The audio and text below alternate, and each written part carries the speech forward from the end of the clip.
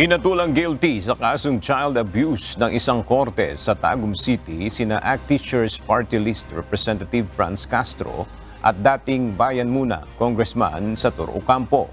Batay sa desisyon ng Regional Trial Court Branch 2 sa Tagum City, napatunayang lumabag sa Special Protection of Children Against Abuse, Exploitation, and Discrimination Act sina Ocampo, Castro at 11 pa nilang kapwa-akusado. Inatulan silang makulong ng mula 4 hanggang 6 na taon at pinagbabayad ng 20,000 pesos na civil indemnity at moral damages sa bawat isa sa mga biktima. Nag-ugat ang kaso sa insidente noong 2018 kung saan nahuli sa checkpoint sa Talaingod, Davao del Norte sina Ocampo na bumabiyahe kasama ang 14 na minor de edad na walang consent ng mga magulang.